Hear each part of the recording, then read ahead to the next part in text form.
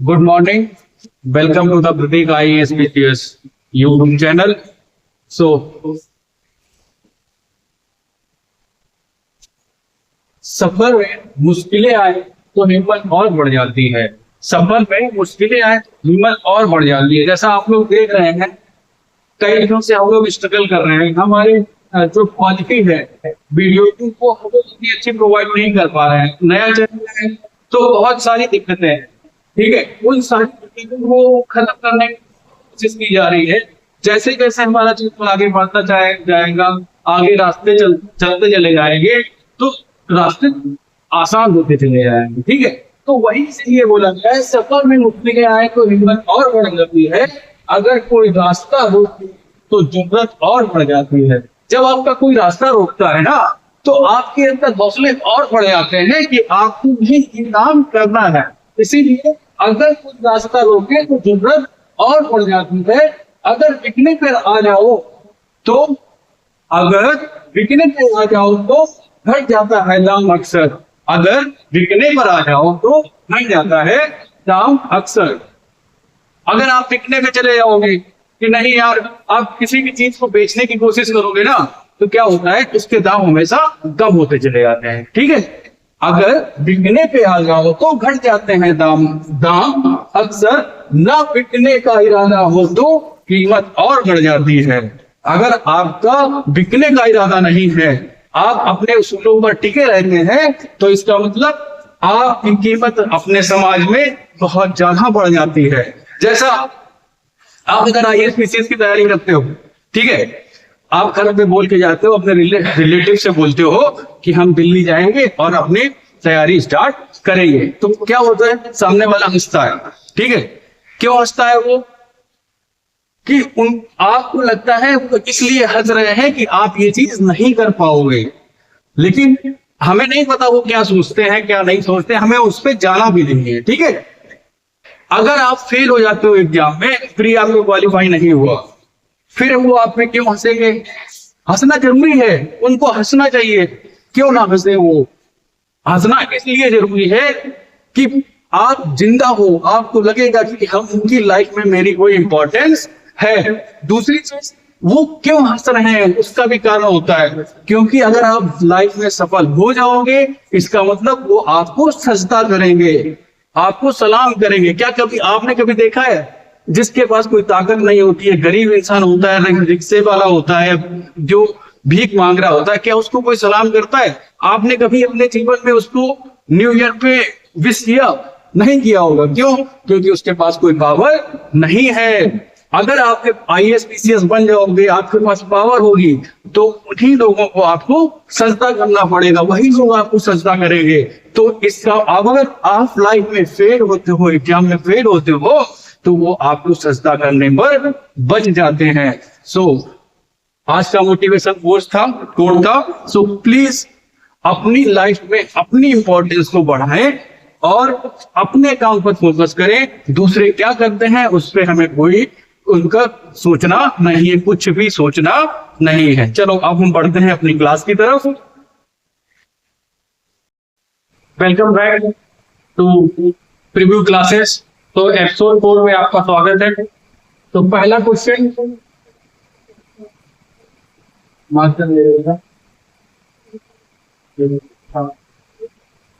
तो पहला क्वेश्चन क्या है? आइडिया ऑफ प्रीएम्बल है कि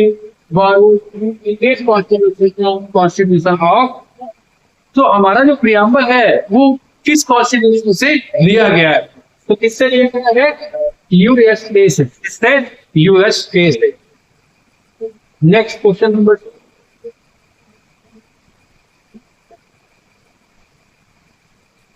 the concept of union of state in India has constituted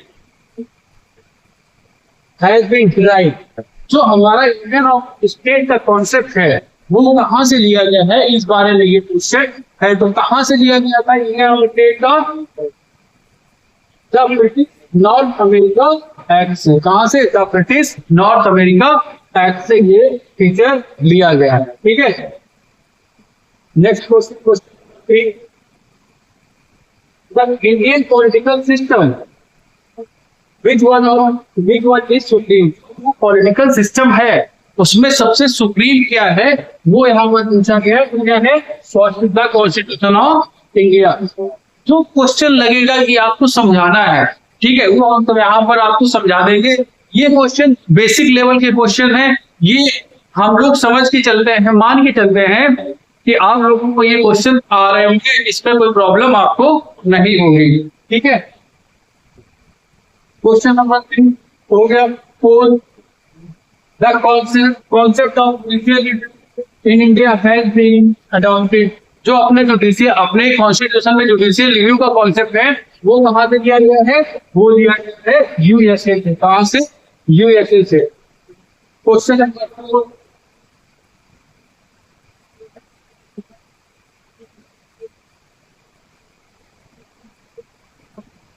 question number 5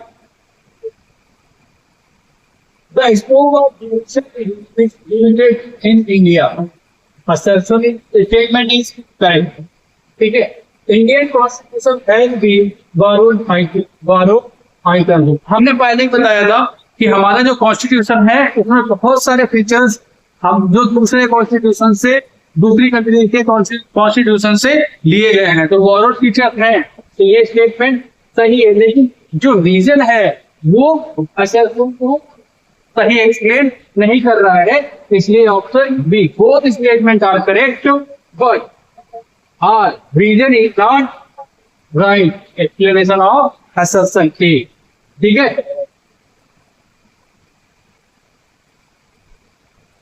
the feature of federal system in Indian constitution is fire. एक question और आ चुका है जो कहाँ का है? Canada. Federal system of Indian constitution it inspired by the constitution of. जो अपना फेडरल सिस्टम है वो किस कॉन्स्टिट्यूशन से इंस्पायर हुआ है?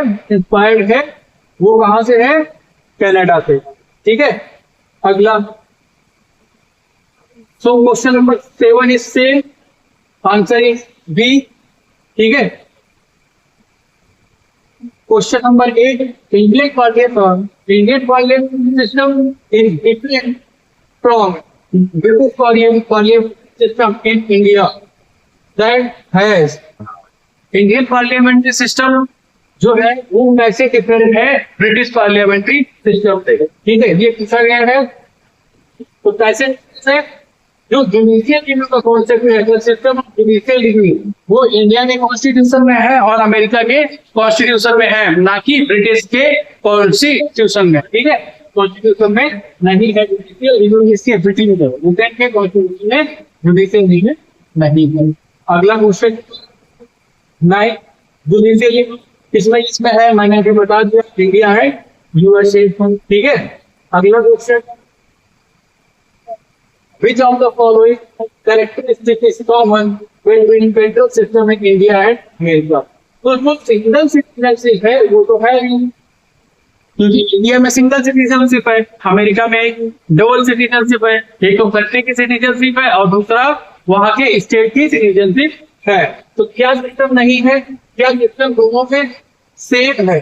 कॉमन फीचर पूछा गया है। तो जो federal supreme court for interpretation of the constitution, ये फीचर इंडिया में भी है और अमेरिका में भी है। ठीक है, अगला Which of the following statement is true? इसमें से 4 दिए गए हैं, इसमें कौन सा स्टेटमेंट ट्रू है? आप पहला स्टेटमेंट पढ़िए। The federal form of government in United state of America. Obviously federal form of government कहाँ पे है? अमेरिका में। तो ये क्वेश्चन सही है।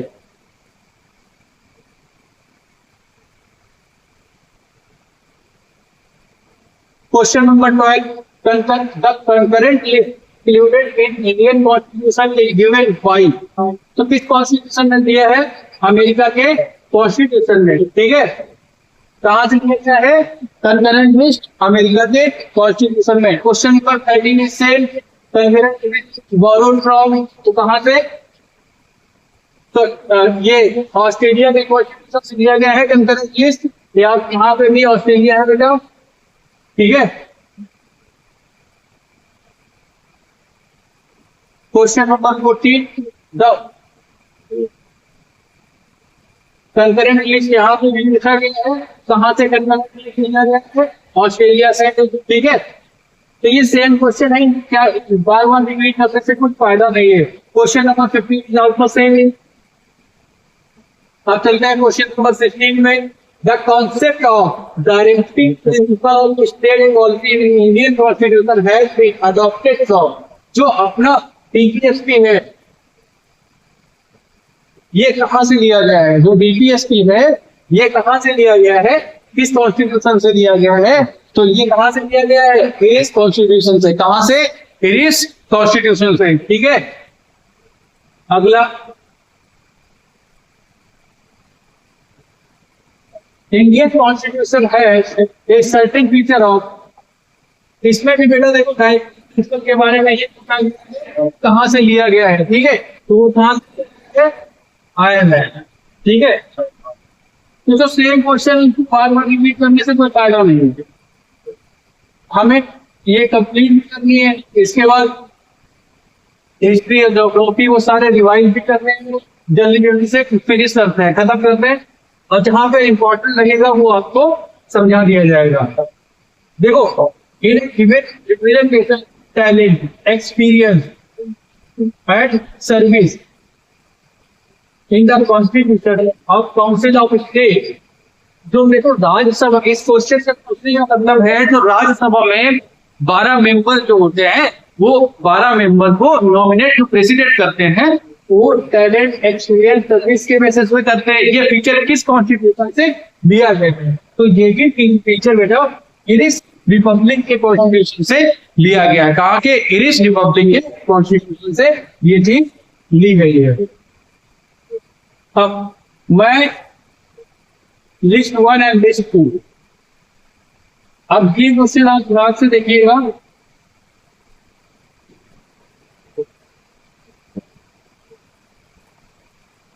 फंडामेंटल राइट, जो फंडामेंटल राइट है वो कहां से लिए गए, अभी हमने आपको बताया था ना, फंडामेंटल राइट कहां से लिए गए हैं, कहां से, अमेरिका के कॉन्स्टिट्यूशन, यूनाइटेड स्टेट के कॉन्स्टिट्यूशन से।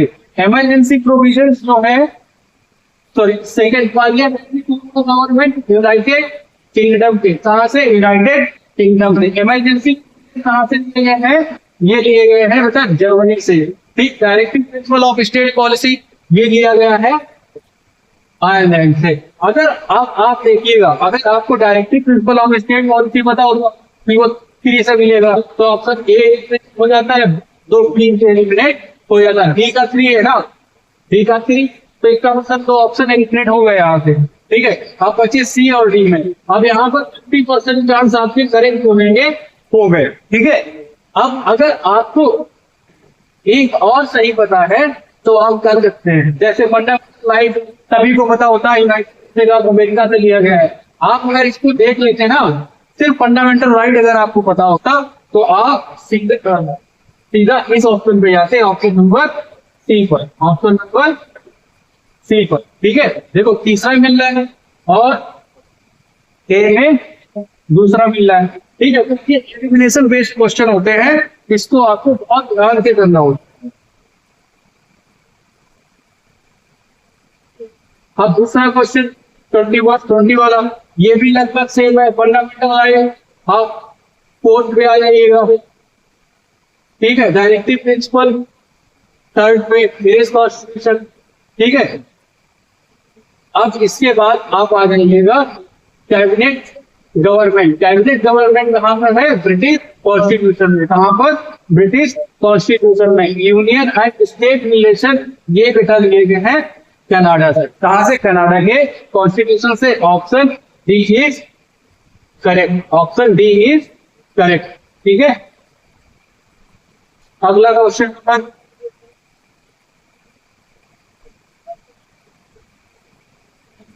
21, विच of the following is not correctly match. आप देखना यहाँ पर ये है, इस क्वेश्चन में पूछा गया है जो करेक्टली मैच नहीं है आपको वो टिक करना है, ठीक है। फंडामेंटल राइट कहां से लिए गए हैं, यूएस के कॉन्स्टिट्यूशन से। ठीक है, ये तो ऑप्शन सही है, पहला वाला करेक्ट है। Directive principle of state policy कहाँ से दिया गया है? आयरलैंड या इंग्लिश कॉन्स्टिट्यूशन। सेकेंड वाला भी करेक्ट है। रेजिस्ट्री पावर ऑफ सेंटर, यहाँ ये कहाँ से लिया है? तो ये छोड़ो, इमरजेंसी प्रोविजन ये जर्मनी से लिए गए हैं। ठीक है, तो option C is correct, option C is correct. अब अगला देखो,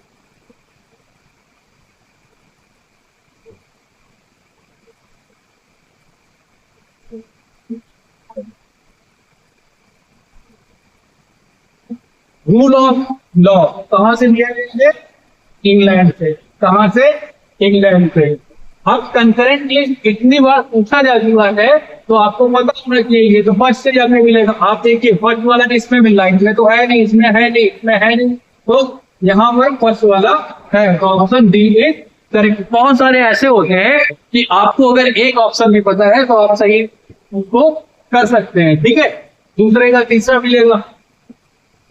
ठीक है, और चौथे का तीसरे का चौथा। आंसर तो आपने पहले ही दिया। ये आप अप्लाई करने वाले क्वेश्चन है, तो आपने कौन से पढ़े हैं उनको सिर्फ और सिर्फ अप्लाई करना है यहाँ पर।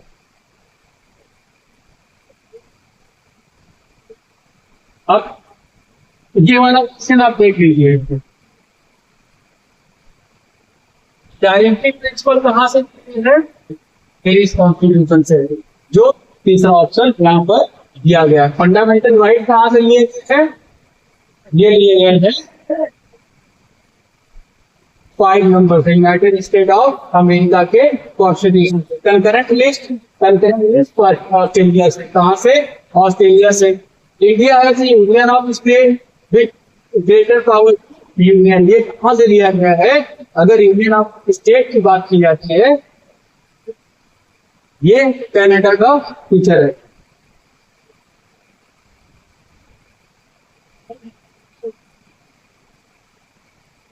तो ऑप्शन आप देख, ऑप्शन कौन सा सही है? Option D is correct. Directive principle fundamental right America से, कंकरेंट लिस्ट ऑस्ट्रेलिया से, India as union of state with greater power to union, ये कनाडा से फीचर दिया गया है। ठीक है, अगला,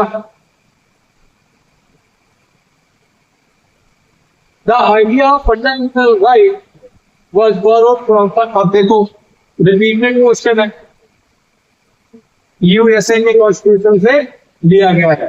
concept of fundamental duties has been taken from, अब देखो फंडामेंटल ड्यूटीज तो ली गई है।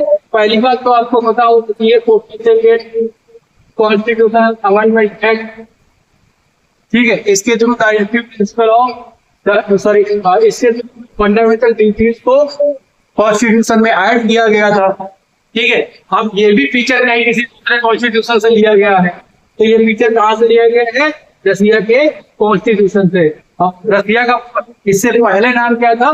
Soviet union. तो अगर आपको यूएसआर की ऑप्शन में आ जाता है ना, तो यूएसएसआर ही करेक्ट ऑप्शन होगा।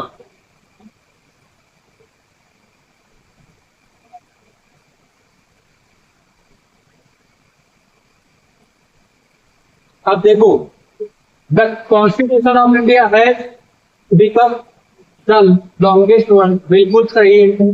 The chapter of fundamental right has been borrowed from modern of American constitution. तो fundamental right obviously American constitution से लिया गया है। इसका आर एक को सही एक्सप्लेन नहीं कर रहा है।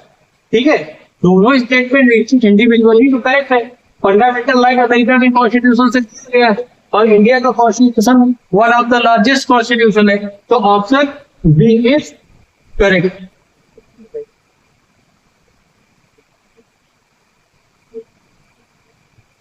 The concept of fundamental right is involved in the constitution has been adopted from state question. Answer is C, United States of America. ठीक है, the idea of fundamental right, ये भी क्वेश्चन बेटा सेम है अमेरिका से। Who was the first nominated deputy chairman of constitution of constituent assembly. अब ये question थोड़ा सा अलग है, यहाँ पर पूछा गया who was the first nominated deputy chairman. तो जो डिप्टी चेयरमैन थे वो किसको नॉमिनेट किया गया था? फ्रैंक आर्थर को, फ्रैंक एंथनी को। किसको? फ्रैंक एंथनी को यहाँ पर नॉमिनेट किया गया था। ये थोड़ा सा अलग क्वेश्चन है, ठीक है। अब आते हैं question number 31। The tradition of written constitution become from which of the following country. तो ये अमेरिका का कॉन्स्टिट्यूशन है। जो अमेरिका का कॉन्स्टिट्यूशन है वो फर्स्ट रिटेन कॉन्स्टिट्यूशन था, तो वहीं से जो है रिटेन कॉन्स्टिट्यूशन लिखे जाएंगे। हर कंट्री अपना अपना रिटेन कॉन्स्टिट्यूशन बनाते थे, ठीक है। पहला जो था अमेरिका, ठीक है। अब ये क्वेश्चन देख लीजिए, among the following names whose vote was the first capital of India was different from vote from supreme government. तो देखो, जगजीवन राम क्या थे उसमें? लेबर मिनिस्टर थे। Doctor Rajendra Prasad food and minister थे। एससी, और इसमें ऑप्शन डी जो है वो डिफरेंट है। इनका जो था ना वो चेंज कर दिया गया था। इसमें जो तुम्हारी और कैबिनेट बनी थी, ये जो जगजीवन राम डिफेंस इनके पास पोर्टफोलियो था, इनके पास साइलेंट डिफेंस था, ठीक है। बाद में चेंज हो गया। अब ये बाद में क्या वर्क माइंड एंड पावर बने थे, ठीक है। वर्कर्स के, माइंड्स के और पावर के मिनिस्टर बने थे। अब आ जाते हैं आर्टिकल ऑफ द कॉन्स्टिट्यूशन पे। आर्टिकल ऑफ द कॉन्स्टिट्यूशन पहले में क्या दिया है देख लेते हैं। नेम, टेरिटरी ऑफ यूनियन, क्या है? Name and territory of union. दूसरे में administration and establishment of new state. अगर किसी नए स्टेट को अगर आपको ऐड करना है या फिर कोई नया स्टेट बनाना है तो वो दूसरे में आएगा। Formation of new state and alternative areas, boundaries, name of existing state. अगर कोई आपको नया स्टेट बनाना है, किससे? अल्टरनेशन ऑफ बाउंड्रीज, दो स्टेट की बाउंड्रीज को अल्टरनेट करना है, इधर उधर करना है, चेंज करना है, तो ये सब किसमें जाएगा? आर्टिकल 3 में। अब 5 पे citizenship and the commencement of the constitution. Article 14 यहाँ से फंडामेंटल राइट स्टार्ट करते हैं बेटा। फंडामेंटल राइट और पहले से स्टार्ट हो जाते हैं, लेकिन आर्टिकल 12 से फंडामेंटल राइट स्टार्ट हो जाते हैं। लेकिन यहाँ पर क्या है? यहाँ 14 जो है ये equality before law, 15 prohibition of discrimination on the ground of religion, race, caste, sex and place of birth के बेसिस पे आप किसी को डिस्क्रिमिनेट नहीं कर सकते। इसके बाद article 16 equality of opportunity in matter of public employment है। पब्लिक एम्प्लॉयमेंट में भी सबको इक्वल अपॉर्चुनिटी होनी चाहिए। 17 अबॉलिशन ऑफ अनटचेबिलिटी, ये किसकी बात करता है? 17 अबॉलिशन ऑफ अनटचेबिलिटी की बात करता है। 18 अबॉलिशन ऑफ टाइटल, 18 किसकी बात करता है? Abolition of title. 19 protection of certain rights regarding freedom of speech.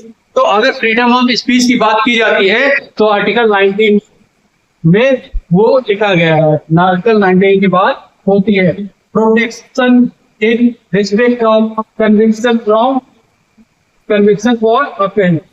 Article 21 protection of life and personal liberty.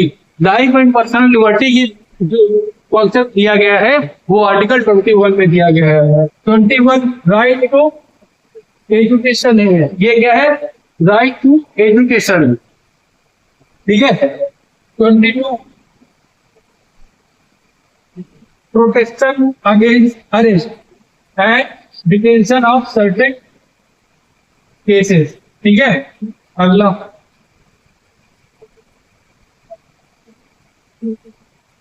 24 prohibition of employment of children in factories.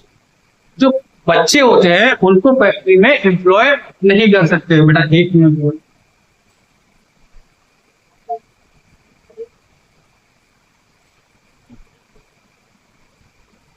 अगला 15, freedom of concern, profession, practice and freedom of religious affair. बेटा ये सारे देख लेना आप, ठीक है। इसके बाद हम लोग सीधा चलते हैं क्वेश्चन की तरफ। ये किसी अलग क्लास में पढ़ा दिए ये सारे आर्टिकल और शेड्यूल। बहुत ही इंपॉर्टेंट टॉपिक है ये आर्टिकल और शेड्यूल का, यहाँ से बहुत ज्यादा क्वेश्चन आते हैं। तो ठीक है, ये थर्ड पार्ट है इसका आपका पॉलिटी एंड गवर्नेंस का दृष्टि प्रीव्यू का, ठीक है। जो घटना चक्र है, घटना चक्र का पॉलिटी एंड गवर्नेंस उसका थर्ड पार्ट है, ठीक है। तो आगे स्टार्ट करें, कल करते हैं। चलो थोड़े क्वेश्चन कर ही लेते हैं। The Indian constitution consist of, जो अपना इंडिया का कॉन्स्टिट्यूशन है उसमें कितने आर्टिकल हैं? इस समय मोर देन 400 आर्टिकल। कितने हैं? मोर देन 400, ठीक है। अब जब कॉन्स्टिट्यूशन बना था, देयर वर 22 पार्ट्स एंड 395, कितना 395 आर्टिकल हुआ करते थे और एक शेड्यूल हो गए थे, ठीक है। अब ये बढ़ के 12 हो गए, शेड्यूल कितने हो गए? 12 हो गए, ठीक है।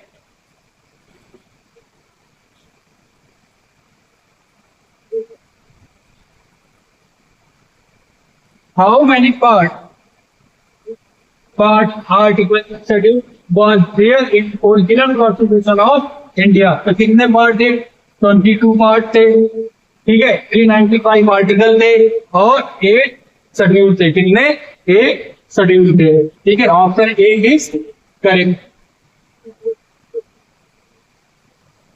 There were originally how many articles? 395.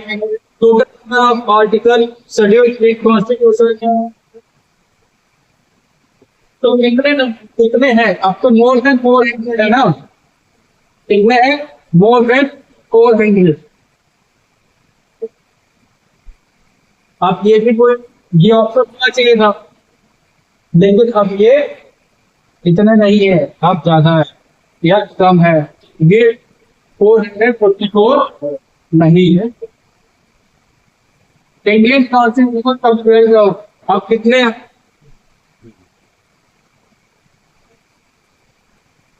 Three 395 article, 22 part and 12 schedule. लेकिन अब ये बेटा ये मोर देन 400 है, तो वैसे देखिए ये भी ऑप्शन गलत है, ठीक है। अब मोर देन 400 आर्टिकल है, 22 पार्ट एंड 12 शेड्यूल है, ये तो ठीक है। लेकिन ये वाला जो ऑप्शन 395 दिया है ना, ये गलत दिया है। ओरिजिनल कॉन्स्टिट्यूशन में 395 आर्टिकल थे, अब तो आर्टिकल बढ़ गए, मोर देन 400 आर्टिकल है।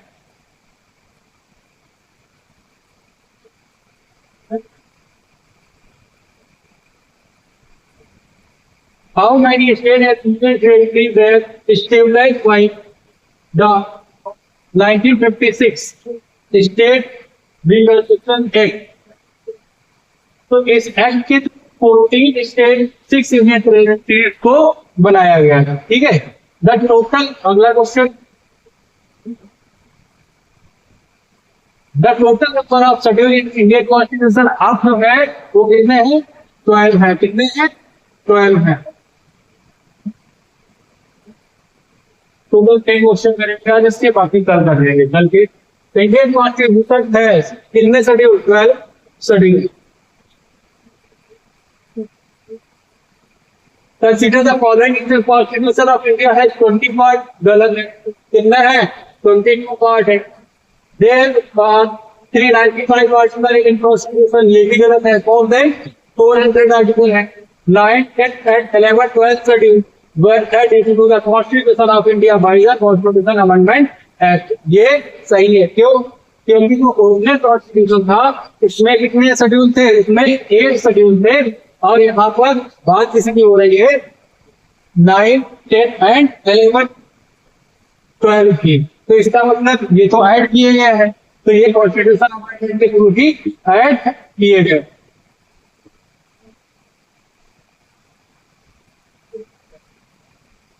अब ये लास्ट क्वेश्चन आज की क्लास का, वीडियो लंबा हो जाएगा इसलिए अभी इतने ही क्वेश्चन करेंगे, फिर धीरे धीरे अपने वीडियो की लेंथ भी बढ़ती रहेगी। अभी प्रॉब्लम्स हैं जिस वजह से हम लोग ज्यादा बड़े वीडियोस नहीं बना रहे हैं, ठीक है। इसके बाद जैसी सारी प्रॉब्लम्स को सॉल्व किया जाएगा, ठीक है, फिर बड़े वीडियोस भी, लॉन्ग टाइम के वीडियोस, 1 आवर 2 आवर के वीडियोस भी आना स्टार्ट हो जाएंगे। नया सिस्टम लगा है अभी, ठीक है। अभी हर चीज स्टूडियो में अवेलेबल नहीं है, रिकॉर्डिंग रूम में, जहां से आपको सारी चीजें प्रोवाइड की जाए। इसीलिए थोड़ी सी क्वालिटी में भी, जो वीडियो की क्वालिटी है ना, उसमें भी थोड़ी प्रॉब्लम्स आ रही हैं, ठीक है। तो ये क्वेश्चन देख लेते हैं, फिर बात करते हैं। The parliament of India can place a particular law in 9th schedule of the constitution, ठीक है। कोई किसी भी लॉ को 9th शेड्यूल में पार्लियामेंट ऐड कर सकती है। The validity of law placed in the 9th schedule can not be examined by any court and no judgement can be made on it. ये नहीं है, ये गलत ऑप्शन है, तो ऑप्शन ए इज करेक्ट, ठीक है। एक्सप्लेनेशन देख लेते हैं इसका।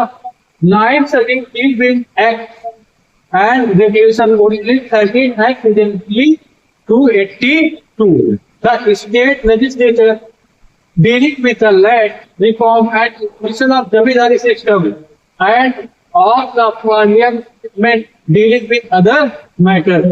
So this schedule was added by the first Constitution Amendment Act to protect law, including it from judicial scrutiny on the ground of violation of fundamental rights. However, in 2007, the Supreme Court ruled that the law included in schedule after 24 April 1973 are now open to judicial review। अब जो ये 9th schedule है, कोई भी law इसमें add किया जाता है वो जुडिशियल रिव्यू के लिए एप्लीकेबल है। Indian constitution divided into 22 parts. कितने में? 22 पार्ट। तो यहीं पे आज की क्लास खत्म करते हैं। अगर ऐसे तरीके ले जाएंगे तो बहुत सारे क्वेश्चन कर देंगे, ठीक है। तो please like, share and subscribe जरूर कर दें। आप अगर सब्सक्राइब करेंगे तो हमारी टीम भी मोटिवेट रहेगी ना, ठीक है। और उनको भी लगेगा कि यार लोग सब्सक्राइब कर रहे हैं, व्यूज आ रहे हैं, देख रहे हैं लोग, तो वो लोग और अच्छे से काम करने की कोशिश करेंगे। स्टूडियो में भी बहुत सारी दिक्कतें हैं, उनको भी धीरे धीरे सॉल्व किया जाएगा। अब देखो, कोई भी नई चीज होती है तो उसको सही से चलाने में टाइम लगता है। हम लोग इतने एक्सपीरियंस, जो हमारी टीम है वो इतनी टेक्निकली एक्सपीरियंस नहीं है। दूसरों के सपोर्ट लेकर वो लोग आगे बढ़ रहे हैं, चीजों को सॉल्व कर रहे हैं। तो सारी प्रॉब्लम्स को सॉल्व करने का बस आप लोगों का सपोर्ट बना रहे। Please like, share and subscribe. Thank you.